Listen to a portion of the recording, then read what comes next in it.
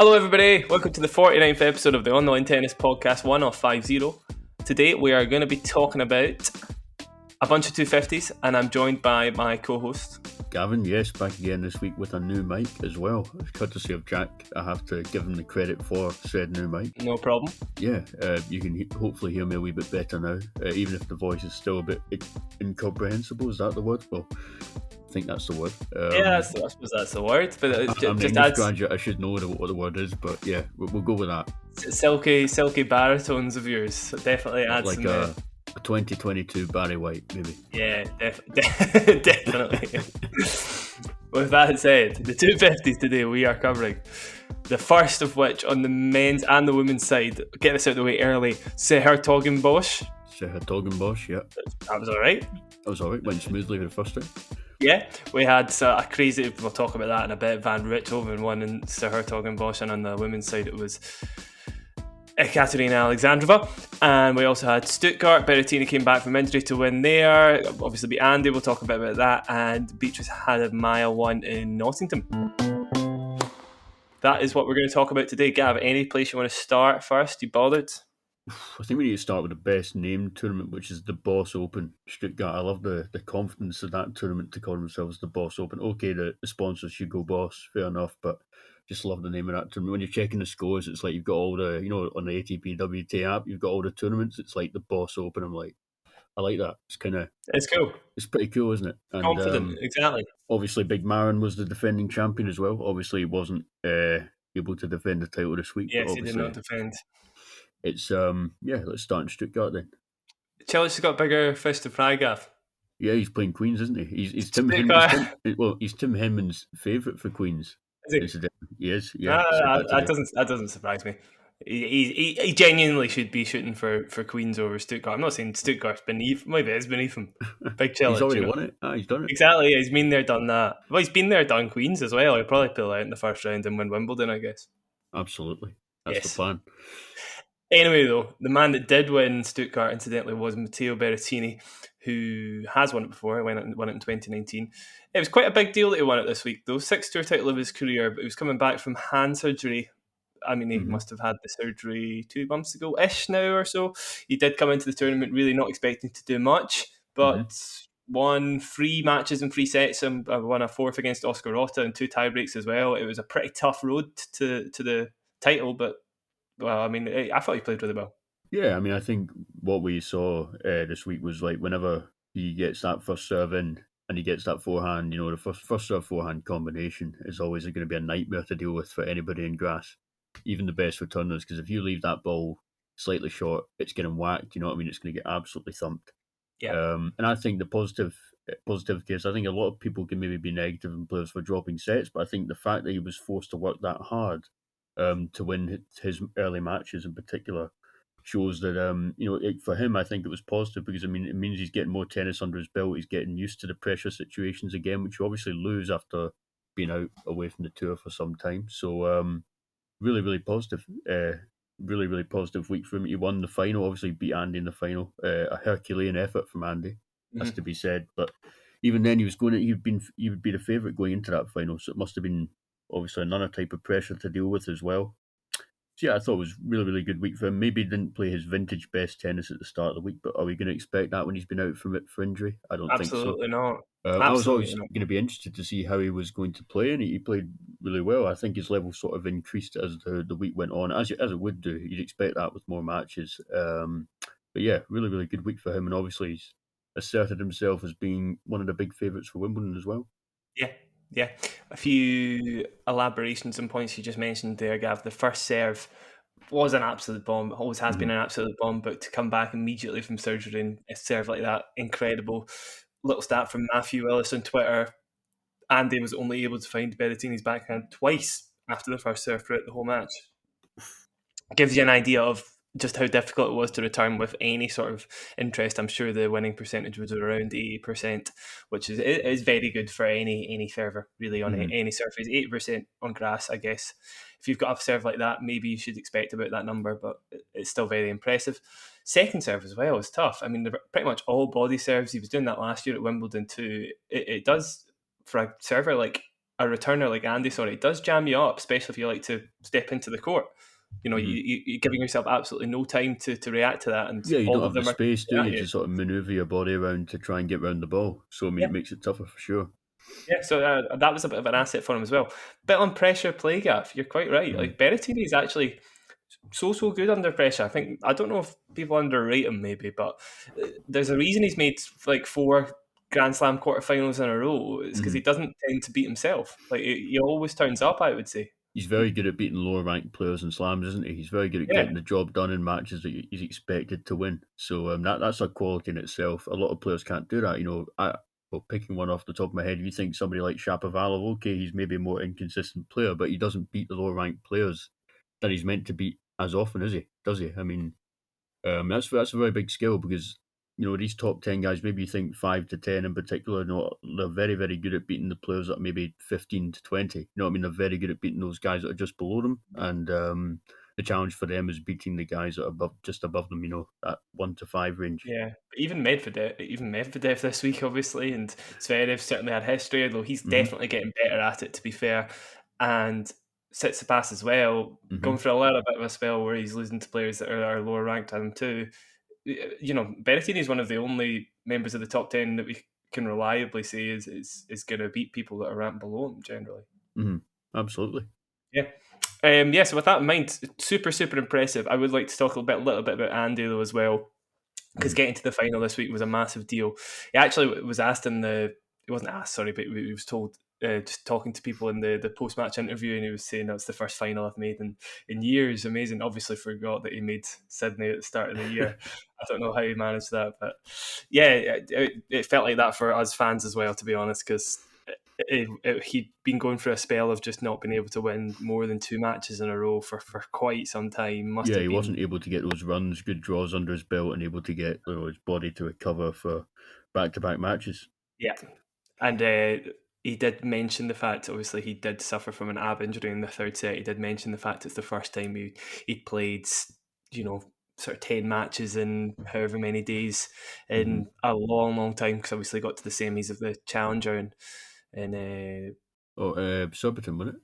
that was at Surbiton, yeah. Surbiton. He got to the semis of the Challenger in Surbiton as well. So obviously, maybe we should have expected that. It was an ab injury, though, fortunately, rather than a hip injury, it turned out. So there is a high chance he comes back for Wimbledon. Whether or not he plays Queens this week is still in question. He hasn't mentioned anything about it yet. I'd probably give it a miss, being honest, if I were him. Yeah. But, Yeah, you'd obviously be desperate to play. In testament to the man, the myth. Honestly, I tweeted this afterwards. He only retired mid-match twice, once to Valandre in 2007 and once to Granollers in 2013. Both were not from losing positions. He tied against Granollers and he was up 5-1 against Valandre. So he's not the kind of guy to quit. Well, he definitely doesn't quit while he's down. But the fact he kept going was almost stubborn to the point of stupidity, Gav. Do you not think? Yeah, no, I agree with you. But then again, it's not surprising. He's obviously somebody who's got a lot of self-belief and probably still believed up until the very last point that he could turn it around. Yeah. But rolling in first serves at 80 miles an hour, we should add. Yeah, rolling them in. But to be fair, I think it's testament to him again, because he's probably thinking when he rolls that serve in 80 mile an hour that there's something tactically behind it that he can do to win the points. Yeah, and there was.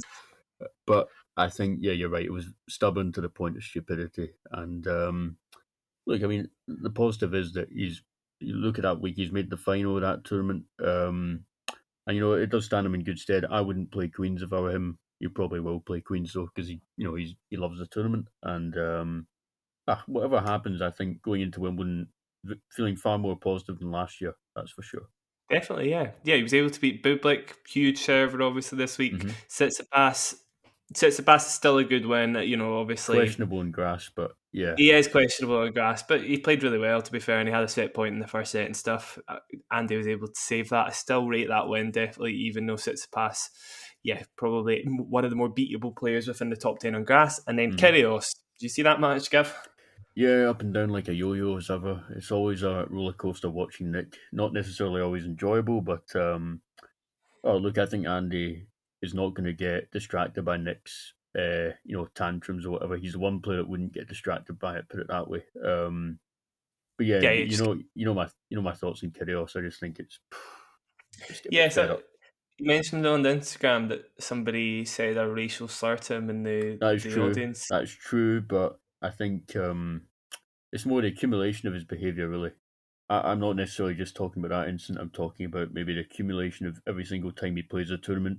It doesn't seem to go without issue. This is the problem. It's not like it's a one off. You can probably rattle off 5 to 10 occasions in his career where he's really overstepped the line.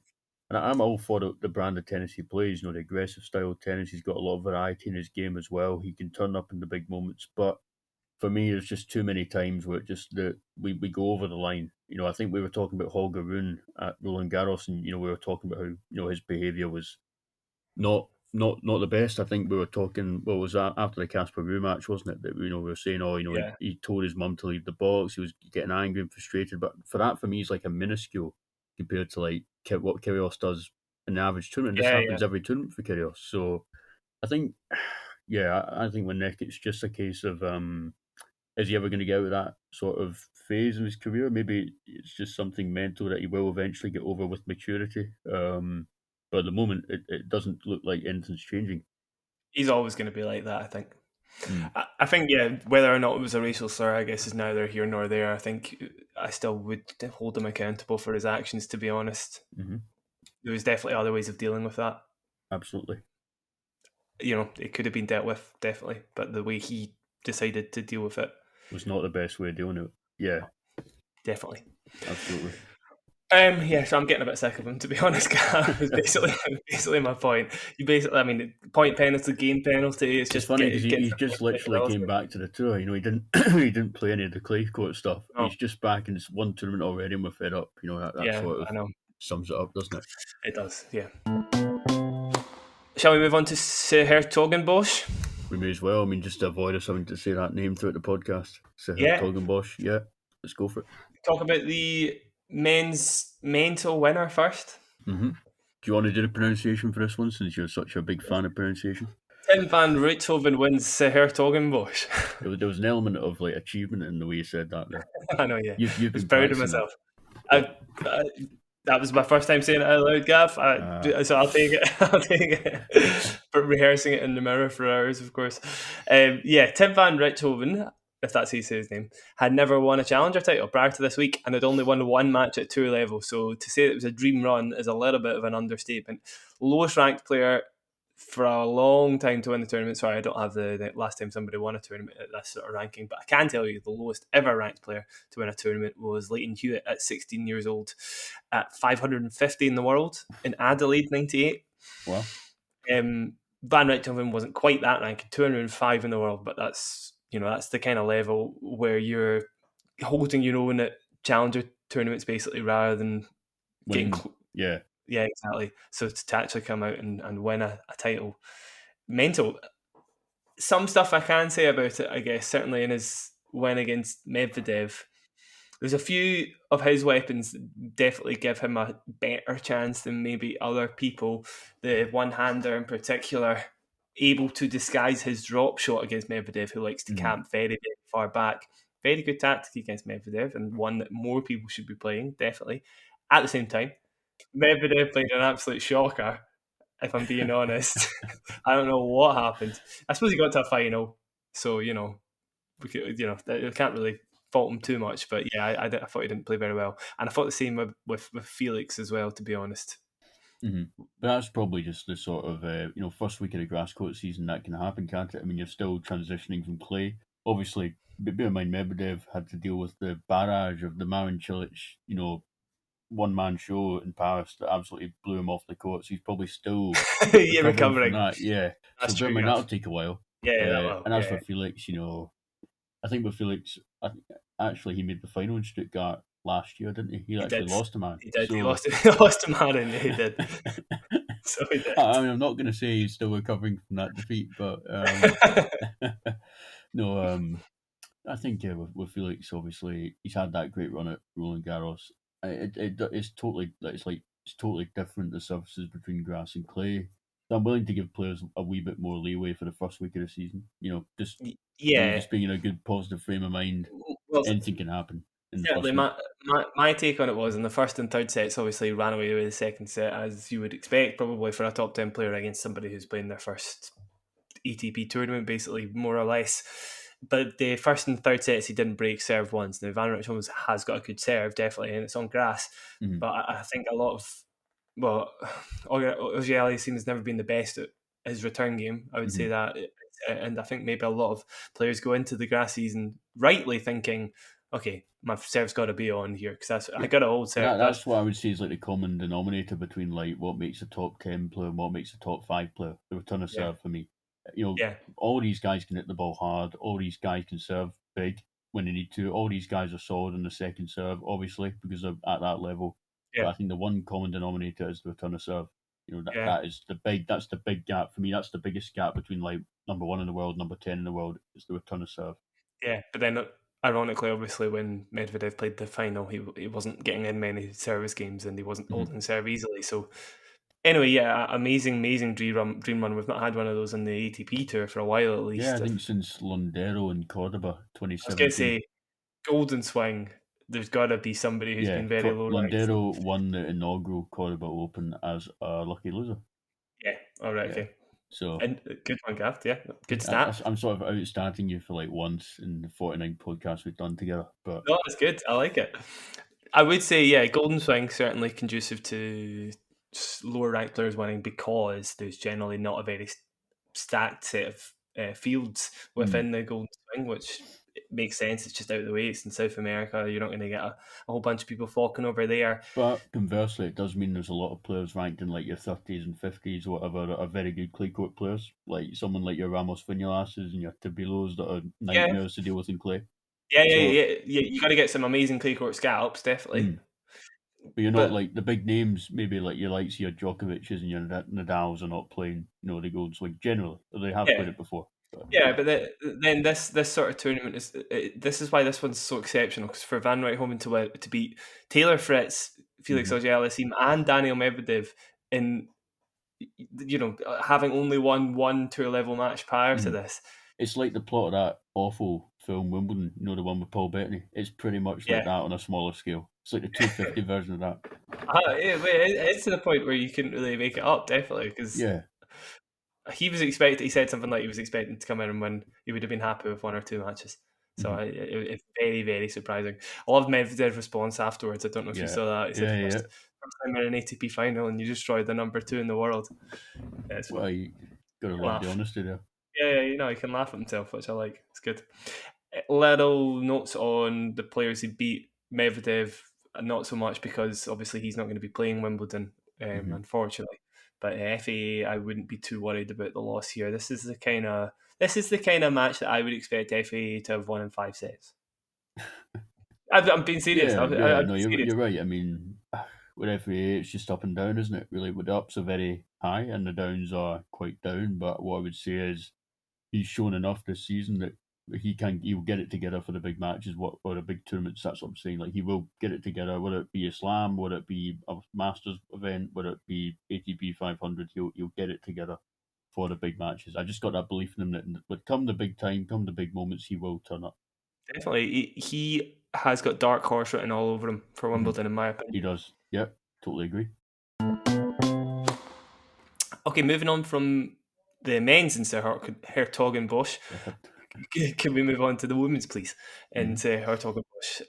I don't know if you saw it, but I'll try and stop saying the tournament name if I can. You got it right once. I mean, you don't want to be getting too ahead of yourself, to be fair. I might just call it the Dutch tournament. I don't know. Ekaterina Alexandrova, the Dutch Open, whatever it is.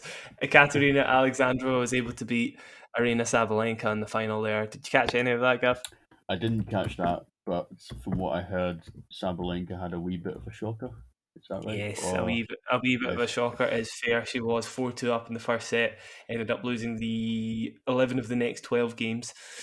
It was a bit of it's actually not a typical Sabalenka meltdown in that her serve was okay. Like her second, she wasn't double faulting a lot of the time, but the ground strokes just started going all over the place. She is finding multiple ways to beat herself, and I think that's totally fair to say because she seemed to agree with me. Really interesting quote after the match to her team when she was doing the sort of runner-up speech. She said she had a really bad start to the season. I don't know. I actually didn't expect any finals this year. Was very visibly upset. She obviously confidence completely knocked. I think, especially after the crazy double fault start to the season, just a million of them, sort of easily double figures every match for a while. Yeah, it's really a shame because our confidence seems to have completely gone. Basically, she won't have a chance to defend semi-final points as well from Wimbledon. Our ranking isn't going to crash, but she'll certainly go out of the top 10 after Wimbledon. Yeah, it's never nice to see a player lose confidence, but what you can say is it's how you react to that. Some players will rally to the challenge, will thrive to get better, and others will sort of crumble. So interesting to see after Wimbledon, when those points do get taken off, how she's going to react. Will she get better? I think she will get better personally. I think, if she's not playing Wimbledon, it gives her almost time to sort of reflect a wee bit. I think, just think about what she needs to do in a game. I think it might actually prove to be a wee bit of a positive, as sort of opposite that sounds, missing Wimbledon. Nobody wants to miss Wimbledon, but I think for a player that's obviously like her that's struggling, especially in that second serve, and that's a big part of the game, the second serve. Look, we've seen how many times we talked about Zverev struggling with his second serve, and when you get the yips in your second serve, you really are in trouble at a professional level. So I think what you've got to, I think it's time for her to take stock. Missing Wimbledon, we have a chance to think about what she needs to do, and hopefully she can come back for the US hardcourt swing with a game plan or a better mindset, maybe to attack those issues that she has in her game. Yeah, I think that's a really good point, Gav, because I think a lot of players sometimes expect to get out of funks in their game by overplaying, I guess, and keeping themselves on court, playing matches where they can. And a lot of the time that can be Self-destructive, yeah. Yeah, self-destructive is the perfect word, exactly, yeah. Because you're just reinforcing the same problems and putting yourself under pressure where maybe it's not warranted, basically. So trying to deal with it outside of a pressure situation I and think a give yourself break a could little be time. quite good. Yeah, I think even just a break away from the game, put the racket down, go to a beach somewhere, Yeah. or whatever floats your boat, Yeah, use and use just come back. the exactly, yeah, use the Wimbledon ban as a blessing in disguise in some ways because you might as Mhm, well take some silver linings from what is obviously an awful situation. mhm, So yeah, I agree, Gav, definitely. Alexandrova, on the other hand, this form's kind of come out of nowhere because she was ranked as low as 54 in the world in April. Obviously, a much better player than that. She strikes the ball better than the majority of the tour when she's on, definitely. But yeah, out of nowhere, reached Charleston semis, qualified for Madrid, then made the semis there as well. mhm. Self-professed hater of clay, so those two results were massive, she said She's not the after. only one. Yeah, you can relate, Gav, exactly. It does like to strike the ball incredibly flat, Gav. So yeah, you get the idea. And yeah, all of a sudden have their ranking to number 27 in the world after her title here. So in the space of 2 months, 54 to 27. It's just a It's crazy sort of run of form. Yeah, it is crazy run of form. But that, again, the WTA, we can see that happen. Sort of, it's more conducive to that crazy run of form than the men's game at the Yeah, moment, isn't it? So, but no, that's why what makes the women's game so good to watch, doesn't it? It's like so unpredictable. You get runs like this from different players that just come out of the blue and then they go back again and they go back up again. There's so many players that can win every title. It's almost something I think the WTA needs to sort of capitalise on, the fact that it is so unpredictable, because that's what makes it watchable, in its yeah, own way. yeah, definitely. Yeah, I agree. Right, Alexandra won there. Gav, I'd like to move on to Nottingham to end, if that's okay. That's okay. Beatriz Haddad Maia won both the singles and the doubles there, You're absolutely defeating. killing it with the pronunciations as well. Yeah, that was all right, wasn't it? Yeah. Defeating Alison Riske in the singles final. Have you watched Haddad Maia play before, Gav? I had seen a bit of her play before. Being honest, I didn't expect her to win the tournament this week. But then again, what have I just been saying about, expected tournament winners? You may as well. I would hate to bet in the WTA. I would not even dream of putting a bet on any WTA event.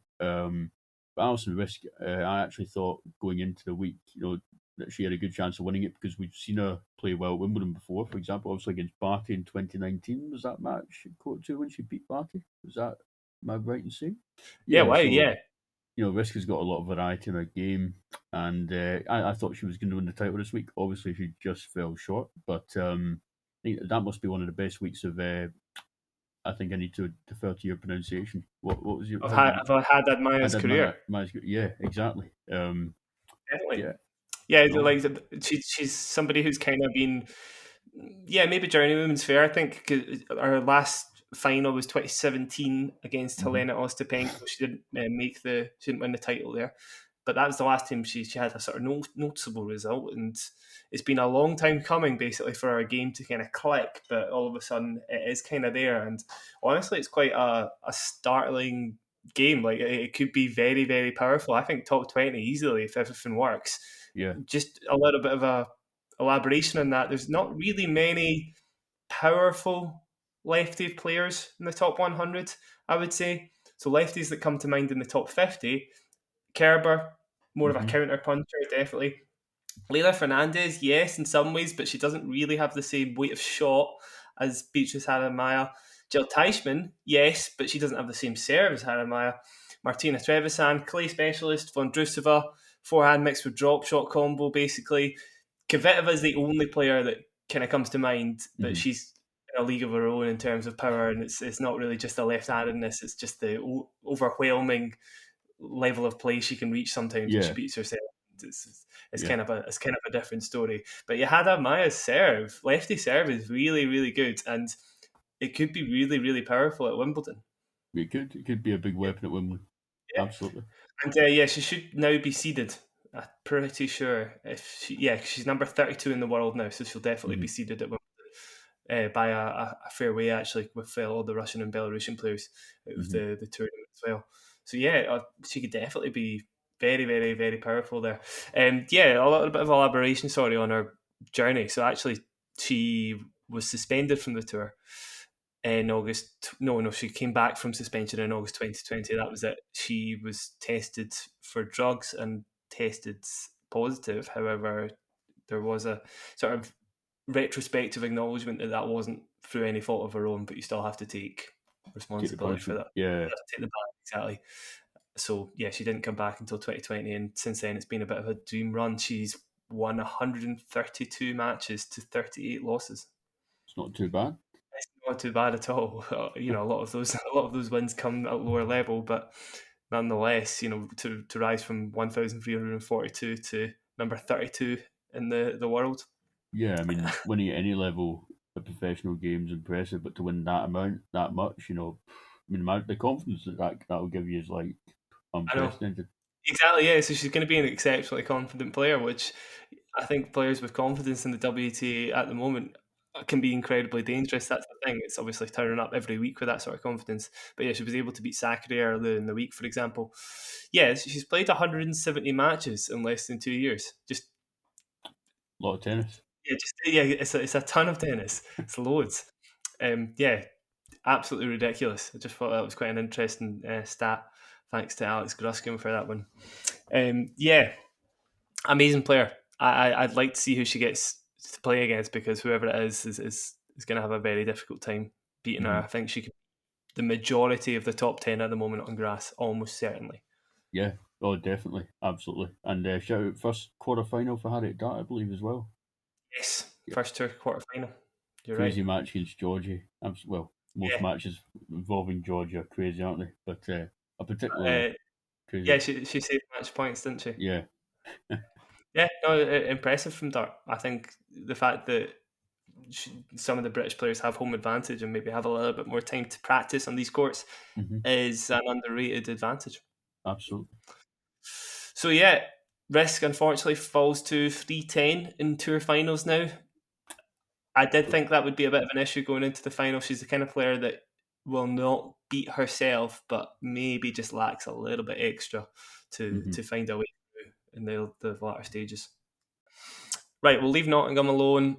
A few other closing thoughts. One I'd forgotten to mention was Andy's live ranking. He will need to reach the quarterfinals, I believe, this week in Queen's to just squeak into a seeded position at Wimbledon, which seems unlikely at the moment with the injury. Yeah, I don't see it happening. But we can dream. Can we? But I just don't see it happening. I think with Andy, he'll be unseeded, but we're going to have to hope for a good draw. But God knows how that draw's gonna pan out. It could be a really good one. It could be a really awful one. It literally will be one of the other chalk and cheese, because there are top 10 players he could be drawn against that would be an absolute gift, or there's the complete opposite. Exactly. So, Tsitsipas, for example, he just beat Tsitsipas, but I wouldn't fancy his chances against FAA. I wouldn't fancy his chances Hurkacz. against Hurkacz. No, well, maybe Hurkacz. Depends which Hurkacz turns up. It does, but Hurkacz is also a decent matchup for him because he does some stuff that Hurkacz does well, better than Hurkacz. Well, basically the nightmare draw is Marin, and the rest of them are outside of Novak, relatively, and Rafa, I guess. So it's pretty much as long as he avoids Rafa, Novak, and Marin, you'll be all right. I actually don't want him to play Marin. I'm not even kidding. I know. Because if you think about it, I know I've gone on about this, but Marin is I think a genuine contender. I think I would not be surprised if he went and won it. He started off quite tongue in cheek a few months ago, but now all of a sudden, the Roland Garros run is made me incredibly positive. I know, yeah. I don't think anybody. I don't even think he saw it coming. Being honest. No, he didn't. The way he was talking about it, he definitely. Yeah, it's amazing. It actually is amazing. And then one other point as well: first time since November 2003 that none of the big three have been in the top 2 in the world. Yep, saw that today. Medvedev and Zverev now lead the rankings. But we're not getting that kind of dominance again, ever, I don't think. No. I think Zverev might be due to go to number 1. I could be wrong. Is Medvedev not number 1? He is, and not immediately. I mean after Wimbledon when he drops. Yeah, I get. Well, actually, Medvedev didn't. He only got to the 4th round last year, didn't he? Mm-hmm. So did Zverev, so maybe not. Actually, maybe not. Yeah, I guess it depends when Zverev will be able to play again as well. Yeah, it does. Oh yeah, good point. Of course. Yeah, maybe not then. Scratch that. But yeah, anyway, yeah, quite interesting. Okay, thank you very much for joining us this far through. If you'd like to catch any of my work, you can go to onlinetennis.uk. Gav's work at Last Word on Sports. Gav, do you know if you're doing any tournaments this week? Yeah, I'm doing some Queen's stuff, I believe. Okay, cool. Queen's stuff. So if you fancy a read of some predictions that may or may not be accurate, you can go on and have a read. Yeah, good disclaimer, Gav. Yeah, thank you very much, guys. We'll catch you next time on the Online Tennis Podcast. Cheers. Thank you.